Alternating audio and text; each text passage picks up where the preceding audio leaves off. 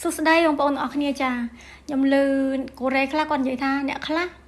ចង់ចូលគុកទេព្រោះអីគុកវាស្រួលគុកនៅកូរ៉េបងប្អូនមានតាំងពីគេពិនិត្យសុខភាពឲ្យហើយទៅ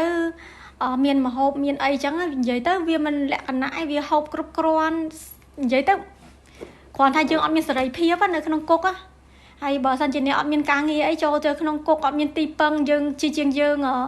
ដេកតាមសច្ចាផ្ទះចូលក្នុងគុកក៏វាល្អដែរចឹងណាកូរ៉េខ្លះគាត់និយាយចឹងហើយកូរ៉េខ្លះទៀតគាត់ថាំងចូលទៅឲ្យគាត់ហ្នឹងអ្នកបងពុនបងឡើងលៀនភ្នែកឲ្យយកទៅចំពួកហ្នឹងទៅចង់និយាយចឹងណាហើយព័ត៌មាននេះហ្នឹងមានបរិសម្នាក់គាត់វ័យ40ឆ្នាំឯងចាហើយគាត់ប្រព្រឹត្តអំពើហ្នឹង3ឆ្នាំឯងបងប្អូន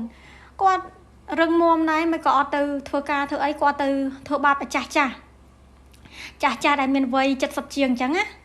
និយាយរួមចាស់ដែលគាត់មិនអាចធ្វើចរណាបានគាត់ដើរទៅវាងធីធឹបអ្នកខ្លះទៅគាត់ជិះរទេះអីចឹងទៅដូចជានៅបរោះនេះចាបរោះវ័យចំណាស់នេះគាត់អាយុ70ជាងហើយនៅពេលដែលគាត់កំពុងអង្គុយលើបងហ្នឹងមានបរោះហ្នឹងមកអីនិយាយមួយគាត់ចឹងគាត់ចេះតែហៀដៃថាឲ្យចេញទៅម្លឹងយ៉ាងម៉េចក៏គាត់ដួលទៅលើគេបង្ហាញវីដេអូនេះគេអត់បង្ហាញដួលទៅលើដីនៅពេលដែលដួលទៅលើដីក៏គាត់យកដៃគាត់លូកក្នុងកប៉ៅលូកអីយកក្នុងលុយនៅក្នុងកប៉ៅរបស់គាត់ចឹងណាហើយមិនមែនតែលោកតានឹងមួយទេ4ម៉ោងមុនក៏គាត់ធ្វើបាបគេឡើងលវដៃលវអីម្នាក់ដែរតានឹងវ័យចំណាស់គាត់ជារទេះចាធ្វើបាបគេហើយតាដែលដួលមិញហ្នឹងគឺយកលុយអស់គាត់អស់ជាង30000ចាហើយបរិសហ្នឹងបងប្អូនគាត់ធ្វើសកម្មភាពអញ្ចឹងអស់3ឆ្នាំជាងហើយ